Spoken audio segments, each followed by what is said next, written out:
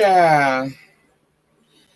Welcome back to the channel, everybody. I'm Lady Nika, and with Monday night's episode, the highlights of season 9, episode 1 of of Love and Hip Hop Atlanta. Now, I've been gone from the Atlanta scene for a minute.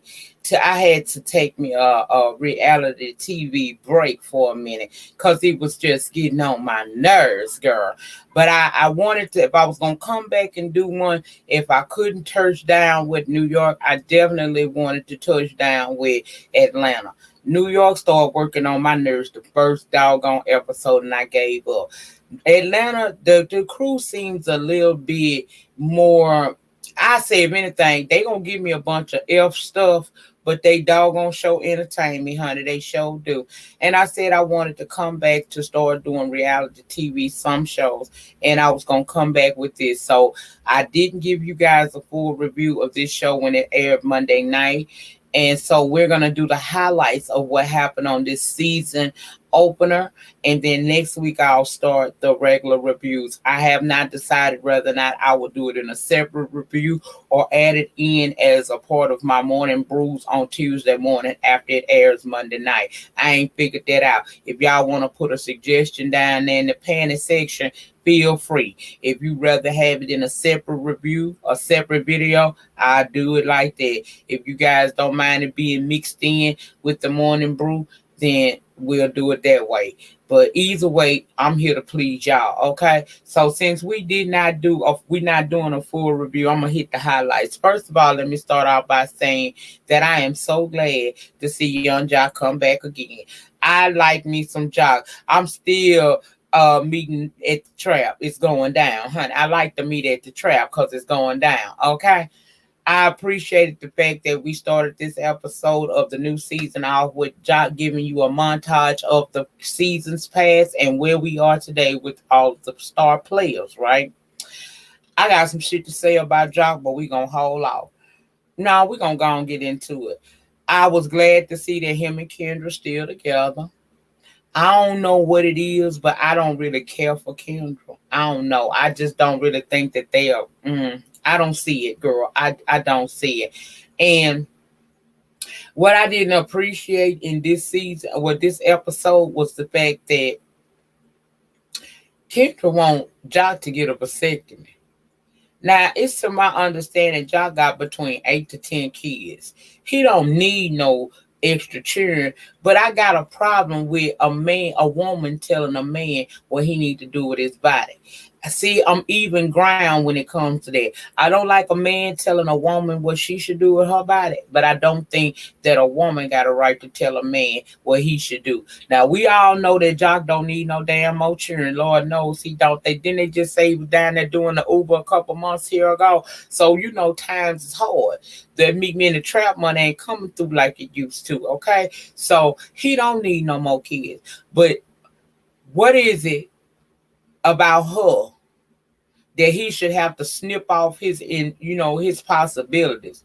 What if they don't make it and he do get with somebody else, and by some happenstance he decides he wants to have another child, whether we feel like he should or not?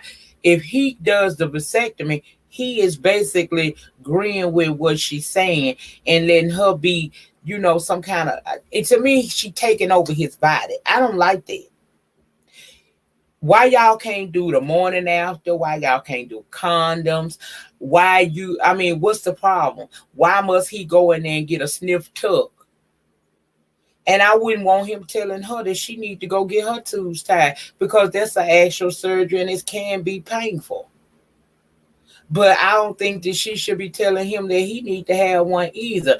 For them to be, it's ways around that. If the only way he can be with her is if he get a snip and tuck, then that might not be the one for you. I didn't like that. Sierra, girl, you facing possibly a year? So for supposedly fighting this chick. And Scooter know that your ass is not guilty, but he don't want to get in it because he still got some bitchy feelings in him because you walked off and left him, so he gonna let you. See, these part of why I left in the first place. Because I got tired of Scooter motherfucking ass. Now you is sexy as hell. You is one sexy reptilian looking motherfucker. You is. But you bitch made.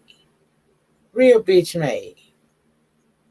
So because she didn't stay around and continue to be a victim in your bullshit, you don't want to help her out.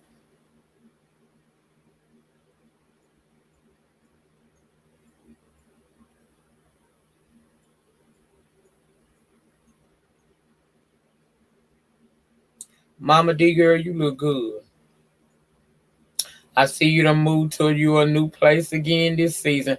I had hoped by the time I came back to this show, they had you in one centralized location, but it looked like you done moved again. And girl, that's right. Get off that alcohol, Deborah. That alcohol ain't good for you. You a nurse, you know that. You gonna give your liver you gonna have cirrhosis of the liver. So you gotta have you another surgery. We gonna be praying for you. But scrap it right. Keep your good eye on your mama. Cause she tends to fuck up every now and again. Excuse me, I'm parched. I need a little something.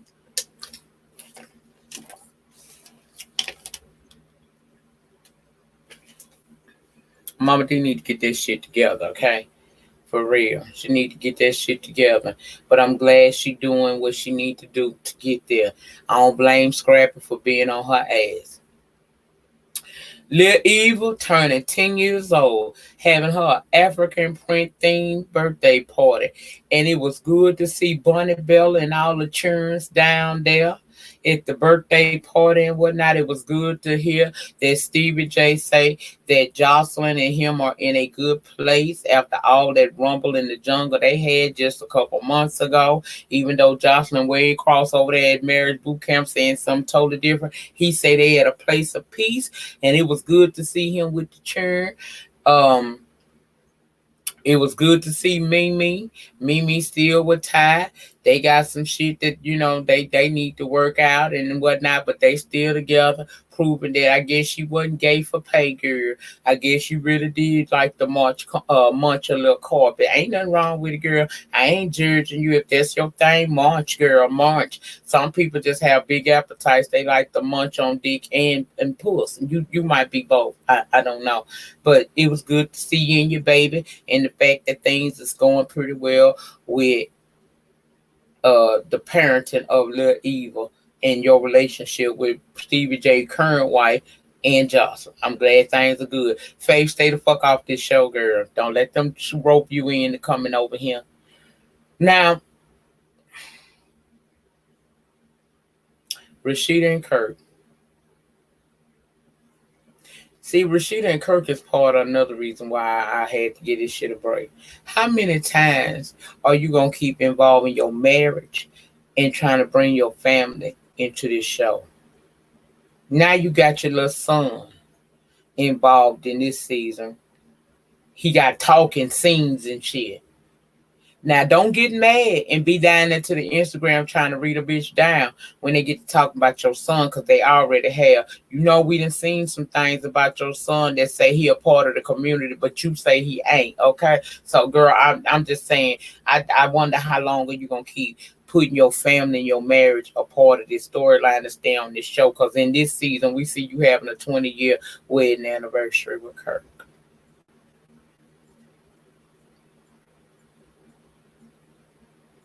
It was a nice soiree.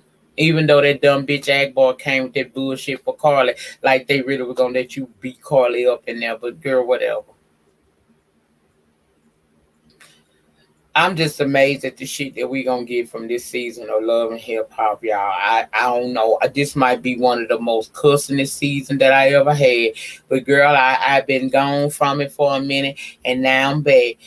Y'all get down there. I ain't gonna give you a whole lot because I really did. I watched that shit the night it happened, and I ain't trying to do too much because, like I said, this just highlights to let y'all know that I am watching and that we will be reviewing this shit over here on this channel. You know, like I said, if nothing else, they gonna give us some entertainment. Huh? We gonna be thoroughly entertained because these people is crazy as hell. And I look forward to it. I'm here for it. I really am. I'm here for the shit. All of it, honey. I'm here for all of the shit this season. But y'all know these reviews be some cussing reviews. I be cussing their ass out every chance I get. Now I can say to my baby and my niece, it's so good to have somebody. I had a void in my heart because I cared for a girl down here once and she proved to be utter trash. And it's good to know that when God removes one piece of shit out your life, He replaces it with something beautiful. And it's good. I like being your YouTube auntie, really BTV. And I left your live the other day. Now you see why. I left your live because you guys are going to review this show again that night, and y'all were gonna show all of everybody's reviews. And I'm a firm believer in not watching reviews because I don't like watching other people reviews before I do mine. Because no matter how seasoned you may be or how much you may have in your head what you want to say, when you cut that camera on and you get in the moment, you tend to sometimes remember what someone else said and it comes out in your reviews.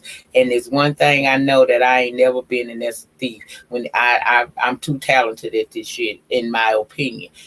So that's why I left your live. I didn't want to listen to you guys' reviews and then I be over here repeating what the hell y'all said. No, that ain't how we gonna do it. We gonna give it to each other.